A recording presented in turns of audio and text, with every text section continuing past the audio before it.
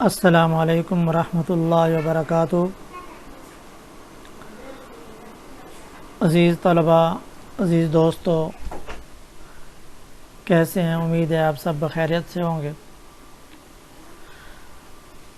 تو آج ہم تذکرہ کے بارے میں بات کریں گے۔ اس سے پہلے میر تقی میر کا ایک شعر آپ کی نظر کرنا چاہوں گا۔ الٹی ہو گئیں سب تدبیریں، کچھ نہ دوا نے کام کیا۔ الٹی ہو گئی سب تدبیریں، کچھ نہ دوا نے کام کیا۔ دیکھا اس بیماری دل نے آخر کام تمام کیا۔ یوں کر رہا ہوں ان کی محبت کے تذکرے، یوں کر رہا ہوں ان کی محبت کے تذکرے، جیسا کہ اسے میری بڑی رسم و راہ تھی۔ آج ہم تذکرے کی تاریخ 18ویں صدی کے چند اہم تذکروں کے بارے میں بات کریں گے۔ تذکرہ کی تعریف، ابتدا، روایت و اہمیت، اہم تذکرہ نگار اور تذکرے۔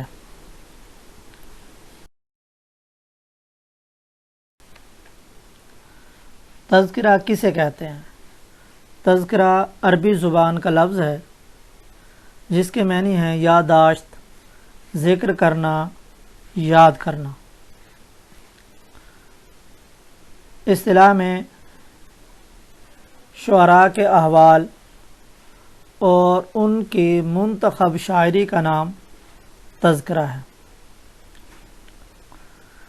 ابتدا میں شعراء اپنے چند اشعار الگ لکھ کر رکھتے تھے جس کو بیاض کہا جاتا تھا۔ پھر اس میں تھوڑی سی اور بہتری آئی جس میں شعراء کے حالات و واقعات کو قلم بند کر دیا گیا، تو جس سے اس کا نام تذکرہ پڑ گیا۔ اور یہ تذکرہ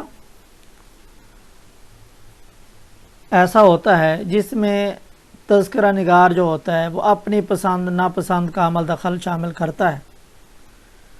اس میں ہر ایک تذکرہ نگار نے اپنے اپنے اعتبار سے تذکرے لکھے ہیں۔ کسی نے حروف ابجد کے لحاظ سے، کسی نے حروف تہجی کے اعتبار سے، اور کسی نے تخلص کے لحاظ کیا، اور کسی نے زمانی لحاظ سے، اور کسی نے مقام اور مرتبے کو سامنے رکھ کر تذکرہ لکھا ہے۔ تو گویا کہ اس کی کوئی خاص ترتیب نہیں ہے، بلکہ ہر ایک تذکرہ نگار جیسے اس کا دل چاہتا تھا وہ اسے قلم بند کر دیتا تھا۔ تذکرہ کی روایت کہاں سے شروع ہوتی ہے؟ تذکرہ کی روایت اسلام کے بعد تقریباً 6 صدیوں کے بعد جو ہے اس کی ابتدا ہوتی ہے، لیکن چونکہ ابتداً ایسے تذکرے نہیں لکھے گئے تھے جن کو باقاعدہ تذکرے کا نام دیا جاتا۔ پھر جو ایک ہمارے سامنے بہترین تذکرہ نظر آتا ہے وہ ہے نور الدین محمد عوفی کا لباب الالباب، جو سرزمین پاک میں لکھا گیا تھا، اور یہیں سے ایک تذکرے کی روایت شروع ہوتی ہے۔ اور یاد رہے کہ یہ تذکرہ جو ہے یہ فارسی زبان کے اندر تھا اور فارسی شعراء کا تذکرہ تھا۔ یہ وہ زمانہ تھا جس میں فارسی کو شہرت حاصل تھی اور فارسی ایک سرکاری زبان کی حیثیت سے جو ہے وہ جانی جاتی تھی۔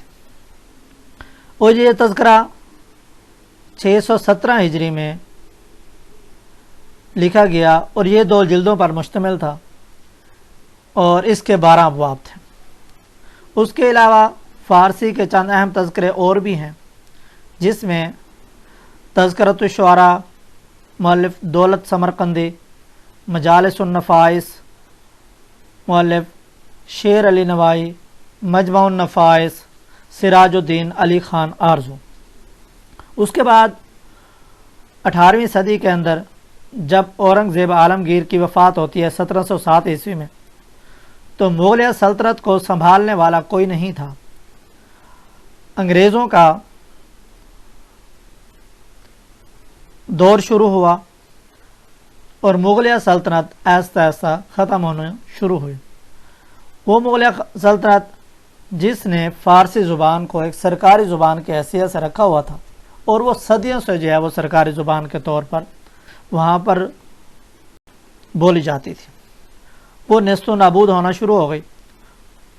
ایسا ایسا حالات پہلے سے بدتر ہونا شروع ہو گئے۔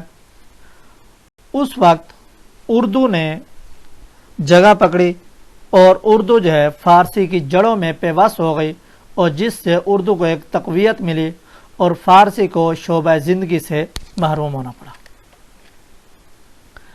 18ویں صدی کے چند اہم تذکرہ نگار اور تذکروں کے نام آپ کے سامنے۔ نکات الشعراء اردو کا پہلا تذکرہ ہے جس کو میر تقی میر نے لکھا، اور یہ 1752 عیسوی میں لکھا گیا اور ہجری کے مطابق 1165 ہجری، اور یہ فارسی زبان کے اندر لکھا گیا۔ میر تقی میر کے اس تذکرے میں تقریباً 102 اور بعض جگہوں پہ 103 اشعار کا بھی ذکر ملتا ہے، اور یہ میر تقی میر کا ایک ایسا تذکرہ تھا جس کے اندر میر تقی میر نے بے باکانہ اور بڑی دلیری اور جرأت کے ساتھ جو ہے انہوں نے اس پر جو ہے وہ کڑی تنقید کی ہے، اور شعراء کے احوال اور ان کے شاعری پر انہوں نے بہت تنقیدی نظر سے دیکھا ہے۔ چونکہ ایک بہت بڑے شاعر تھے، اس لحاظ سے انہوں نے جو انہیں معلومات ملی تھیں انہوں نے اس کے بارے میں گفتگو کی۔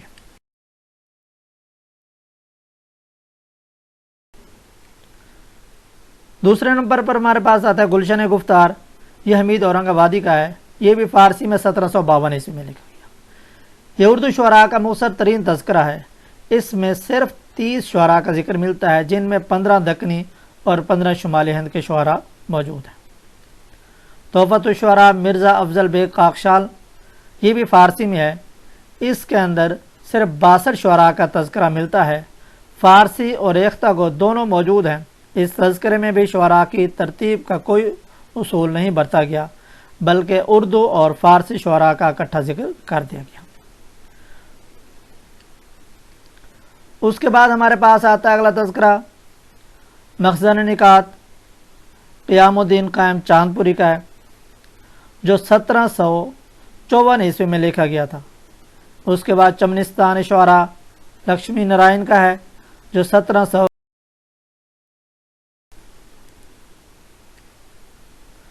طبقات الشعراء قدرت الاشوق کا 1774 عیسوی میں 1774 کے اندر لکھا گیا اور 76 تک، یعنی اس دورانیے کے اندر جو یہ لکھا گیا۔